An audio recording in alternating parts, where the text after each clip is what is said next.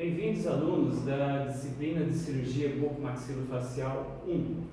Nós estamos novamente agora reunidos de uma forma digital, uma forma diferente, instrumentos que nós estamos nos acostumando a trabalhar, mas contingencialmente, por causa dessa virose que nós estamos enfrentando, nós vamos trabalhar dessa maneira.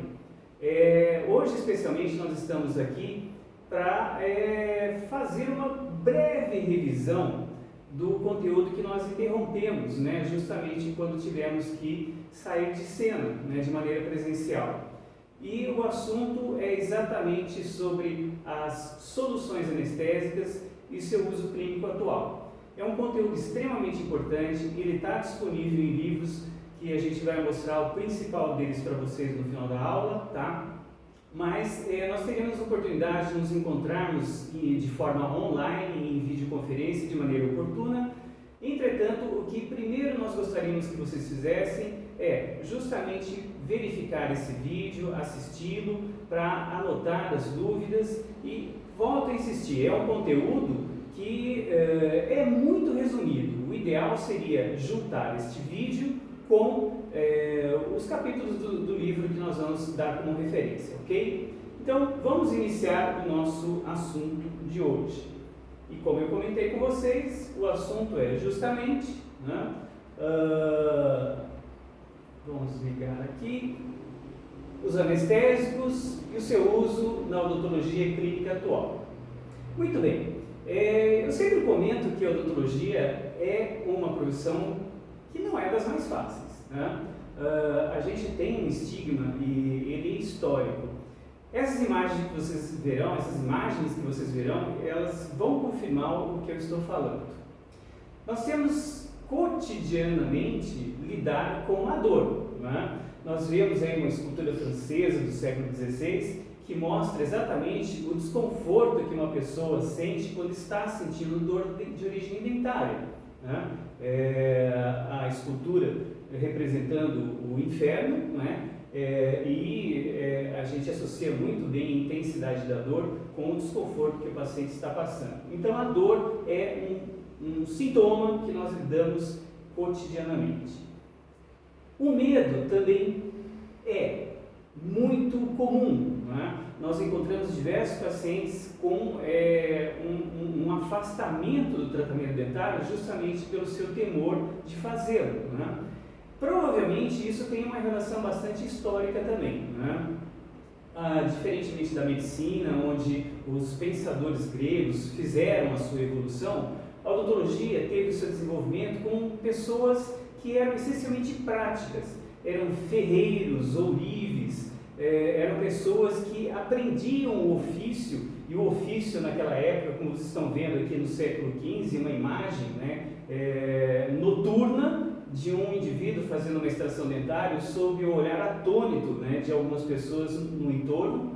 Então, esse cirurgião, que também era barbeiro, praticava a sua atividade de maneira pública e sempre com muito sofrimento do paciente que submetia ao tratamento. Basicamente porque nós não tínhamos até essa época um mecanismo de anestesia, para diminuir a sensibilidade. Neste momento, o que faziam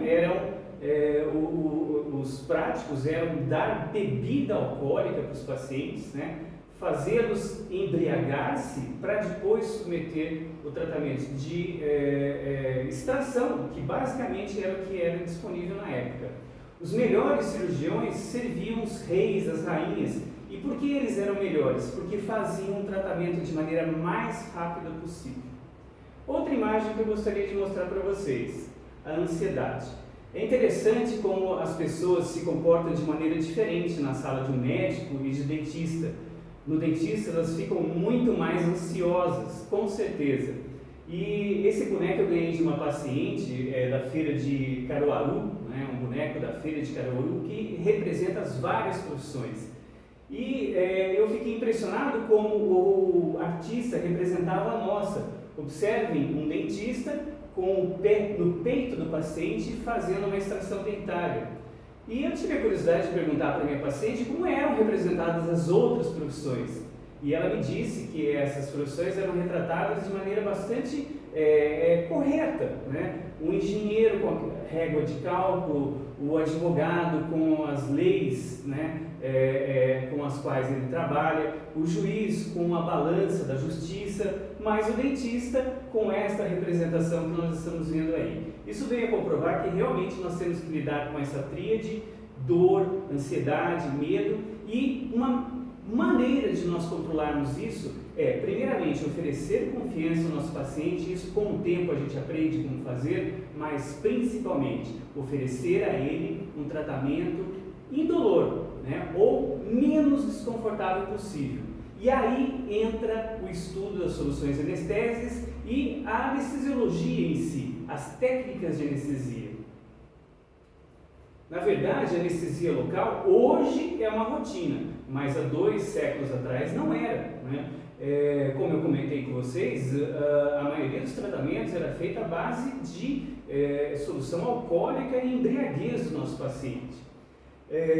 Embora hoje seja uma rotina, na verdade, o primeiro agente anestésico que foi produzido foi essa substância aqui, ó, a procaína.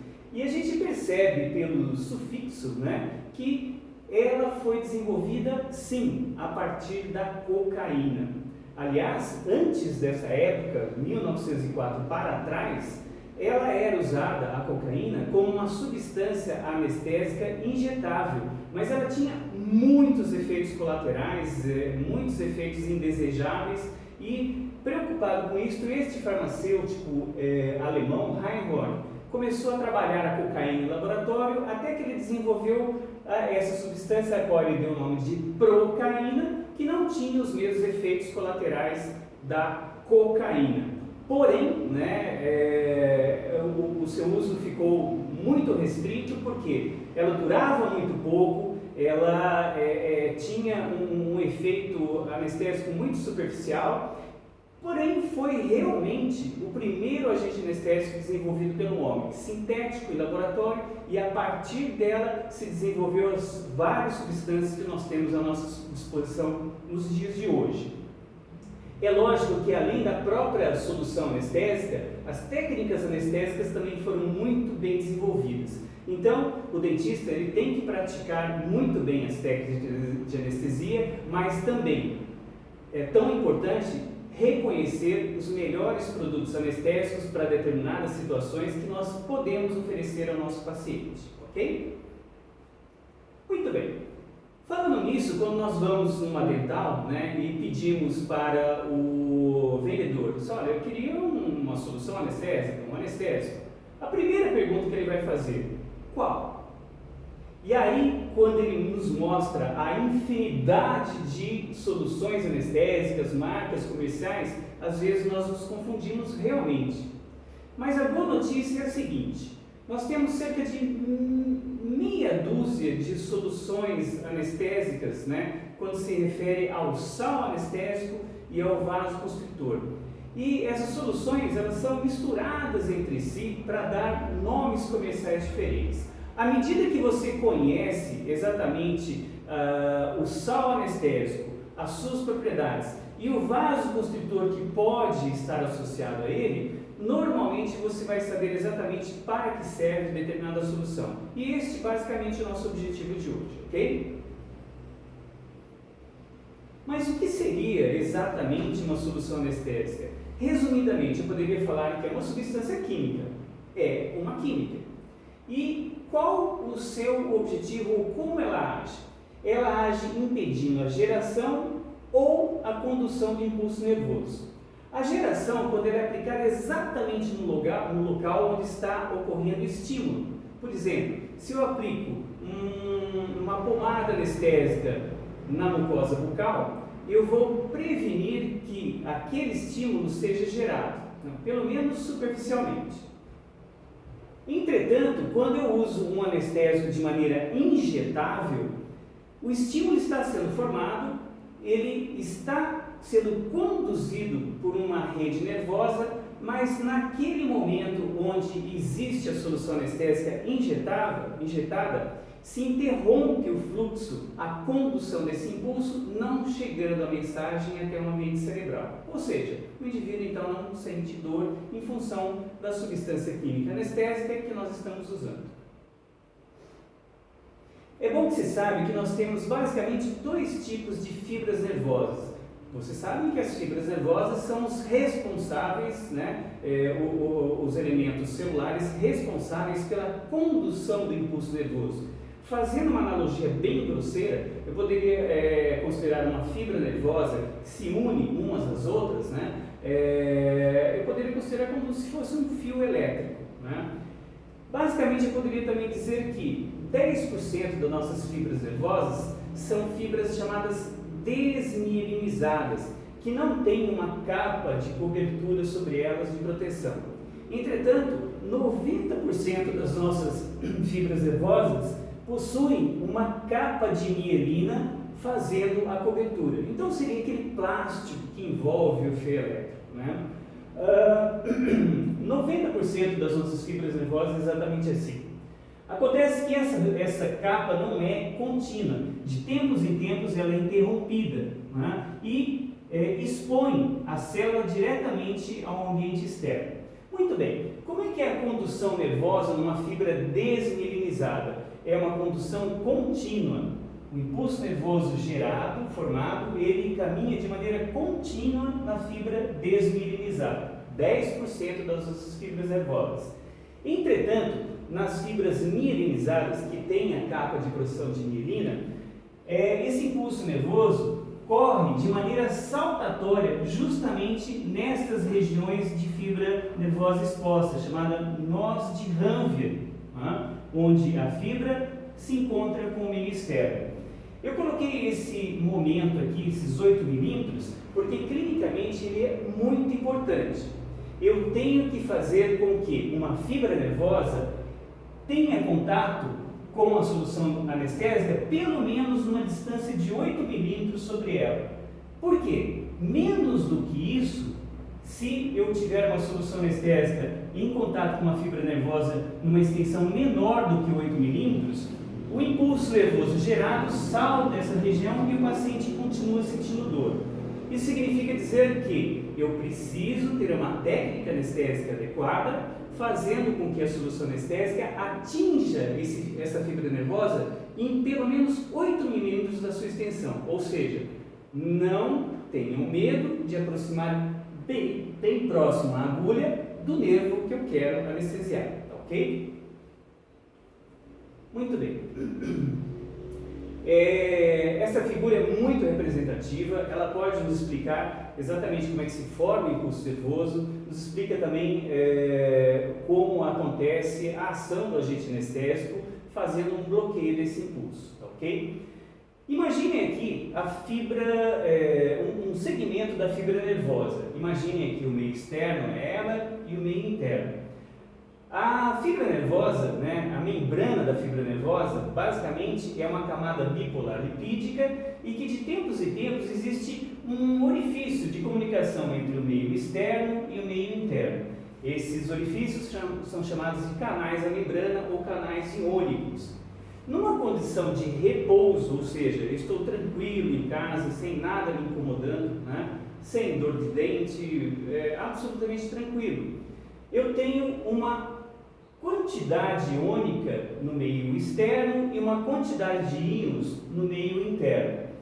E somando os canais, somando os sinais elétricos desses íons, eu vou ter que, em repouso, esta membrana tem uma tendência a ser eletricamente negativa. Então, em outras palavras, eu poderia dizer que quando eu estou com o meu nervo em repouso, eu estou carregado de maneira negativa, ok? Muito bem. Imagine que repentinamente eu espeto aquele nervo com uma agulha, ou encosto alguma coisa quente, há uma reação. Essa reação se chama estímulo. E nesse estímulo, o que acontece? Esses canais de comunicação da membrana, né, com o meio externo e o meio interno, eles se abrem. E principalmente este íon sódio, que estava em grandes quantidades no meio externo, penetra no interior da membrana do nervo. Então eles caminham do meio externo para o meio interno. Esse estímulo provocou uma pequena expansão da membrana, permitindo a entrada desse íon sódio para o interior do nervo. Esta entrada provoca simplesmente uma inversão da eletricidade. O que era eletricamente negativo e repouso, com o estímulo à abertura dos canais da membrana e a penetração de sódio, há uma inversão dessa eletricidade. O que era negativo passa a ser positivo. E neste momento se gera um impulso nervoso. O impulso nervoso nada mais é do que um estímulo provocando a abertura dos canais da membrana, a penetração de sódio de fora para dentro, invertendo o sinal elétrico da membrana, gerando então o impulso nervoso. Nesta condição aqui, com os canais abertos e a entrada de sódio, o paciente está sentindo dor, ok? Muito bem, imaginem que seria um indivíduo sentindo dor de dente. Ele chega no dentista e a primeira coisa que eu vou fazer, primeiramente eu vou aplicar uma substância tópica na mucosa do paciente, uma pomada, um gel, um spray, para provocar um início de bloqueio nervoso.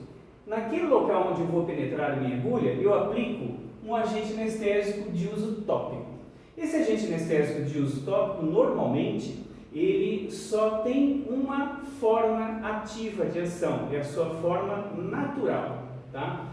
E ele tem a propriedade de ultrapassar a membrana, né? Porque é uma substância hidrofílica e lipofílica, atravessa a membrana, cai no meio interno e neste movimento de penetração na membrana, ele provoca uma compressão do canal iônico, dos canais da membrana. No momento que ele provoca uma compressão, há uma dificuldade de passagem de sódio, não plena, mas o suficiente para diminuir a sensibilidade do paciente. Então, neste momento, eu apliquei nesse segmento nervoso o anestésico tópico. Ele é suficiente? Ele dá um bloqueio total do impulso nervoso? Não. É aí que eu devo, logo em seguida, fazer uso do agente anestésico injetável. Provoquei uma anestesia superficial no indivíduo com anestésico tópico e agora eu vou fazer a anestesia infiltrativa. Muito bem, eu injeto o anestésico com a agulha perto do nervo. Esse agente anestésico vai, assim como o tópico, vai atravessar a membrana nervosa. Ele chega no meio intracelular e como nós temos no meio intracelular grande quantidade de íon de hidrogênio, quando ele se liga ao íon hidrogênio, ele penetra no canal da membrana, provocando o seu bloqueio efetivo. Portanto, o agente anestésico de uso injetável novamente vai atravessar a membrana, vai ganhar um íon hidrogênio no interior da célula nervosa e ionizado, ele vai no interior do canal da membrana provocar um bloqueio efetivo. Neste momento, não há a passagem de sódio do meio externo para o meio interno e, em outras palavras, o indivíduo não está sentindo dor porque não há uma inversão da eletricidade desse conjunto nervoso, ok? Portanto, basicamente é assim que nós temos não só a formação de impulso nervoso, mas como agem os agentes anestésicos no momento que eles são aplicados, tá ok? Muito bem, vamos lá. Bom, sabendo como os sais anestésicos agem, eu vou então classificá-los, né, em dois grandes grupos. O grupo éster, que normalmente são relacionados àqueles anestésicos de uso tópico. A procaína, o primeiro agente anestésico sintetizado pelo homem, pertence ao grupo éster e vocês vão verificar algumas propriedades que eles têm. A benzocaína é um anestésico também de uso tópico, muito conhecido comercialmente como o nome de Topex, e essa benzocaína é conhecida como um dos melhores anestésicos de uso tópico. Porém, né, os anestésicos que realmente provocam um bloqueio efetivo, né, de um segmento nervoso, são aqueles que pertencem ao grupo amida. Aqui nós temos, em primeiro lugar, a lidocaína, o agente anestésico mais conhecido no mundo inteiro, nome comercial extremamente conhecido, xilocaína. Em qualquer lugar do mundo que você pedir a xilocaína, vão entregar, tá? Temos a prilocaína, que foi muito utilizada nos anos 70, 80, o nome comercial é o Citanest, nós vamos falar sobre eles mais adiante. A mepivacaína é o agente anestésico que nós estamos utilizando na nossa universidade, talvez seja a solução queridinha do momento, né? Que tem uma boa durabilidade e nós conseguimos fazer a maioria dos procedimentos operatórios justamente com essa solução. Então é a solução padrão e voltando a repetir, que nós estamos atualmente utilizando na nossa universidade.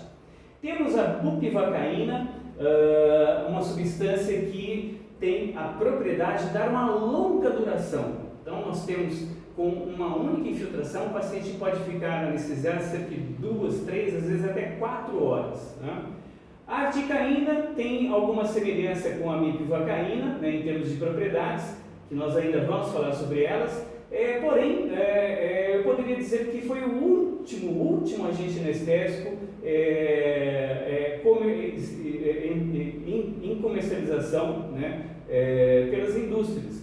Então, eu poderia dizer que a articaína foi o último agente anestésico introduzido comercialmente na nossa rotina. Nós vamos falar também alguma coisa sobre ela logo em seguida, ok? Muito bem. Bom, falando sobre as propriedades, já aviso que isso não cai em prova, vai despencar. Então, fiquem preparados porque nós vamos perguntar alguma coisa sobre essas propriedades que nós estamos colocando aí, né, em prova. Muito bem, a indução é a primeira propriedade. E o que é indução? Indução é a velocidade com a qual o anestésico se instala. Então, a velocidade com que ele se instala é o que dá a indução de um agente anestésico. Obviamente, eu devo optar por aqueles anestésicos que induzem mais rapidamente. Tá?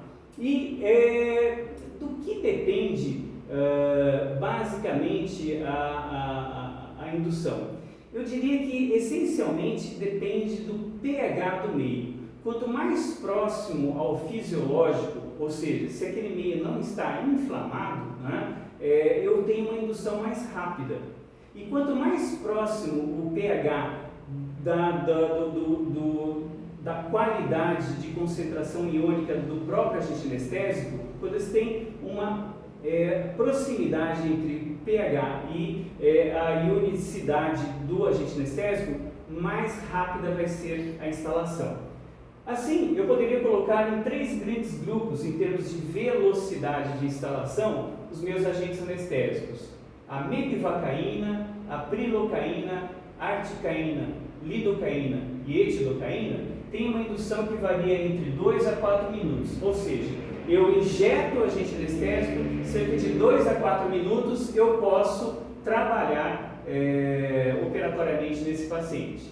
Num grupo intermediário, nós temos a bupivacaína, o nome comercial é neocaína. A bupivacaína demora quase o dobro do tempo da anterior, tá? Do grupamento anterior, quase 8 minutos. E a procaína, lembrem-se que foi o primeiro agente anestésico sintetizado, quase 18 minutos. Ou seja, era muito comum o dentista naquela época injetar o agente anestésico, ir lá para fora, dar uma passeada para depois atender o paciente após 30 minutos da injeção. Então, a procaína praticamente deixou de ser trabalhada justamente pela sua lentidão de indução. A potência. A potência é a força natural do agente anestésico. Alguns anestésicos têm uma força natural muito maior do que outros, tá? E essa potência está muito relacionada com a facilidade com que o agente anestésico passa por estrutura lipídica. Em outras palavras, o nome é lipossolubilidade. Quanto mais lipossolúvel for o agente anestésico, mais potente ele é. Aqui nós temos 3 grandes grupamentos também. A mais fraquinha de todas, a procaína, tá? Ela precisa ser trabalhada numa concentração de 2 a 4% mais ou menos. No grupo intermediário de potência natural, nós temos a mepivacaína, a prilocaína, a lidocaína e a articaína, né? Variando a sua concentração de 2 a 4%. Observe que por algumas substâncias, por serem mais potentes, elas podem ser trabalhadas numa concentração menor, ok? Muito bem, vejam este último grupamento, é o grupo mais potente. Pertence a ele a bupivacaína e a etilocaína. Meio a 0,75% de concentração. Essas substâncias, por serem mais potentes, elas são trabalhadas numa concentração muito inferior. O que eu poderia dizer com isso? Com uma pequena quantidade de droga, em termos de concentração, eu consigo uma anestesia tão boa quanto as anteriores que nós colocamos. Menos droga no meu organismo, mas uma potência muito alta, com pequenas quantidades eu consigo fazer o mesmo procedimento como nas anteriores, porém com um volume muito menor de droga no meu organismo. A última propriedade é justamente a duração. Obviamente é o tempo que fica instalado, né? É óbvio que tem alguns procedimentos que eu preciso de uma duração menor, outras uma duração muito maior. Ultimamente, por conta da implantodontia, nós temos pacientes que muitas vezes ficam 10 horas na cadeira, né, em procedimento.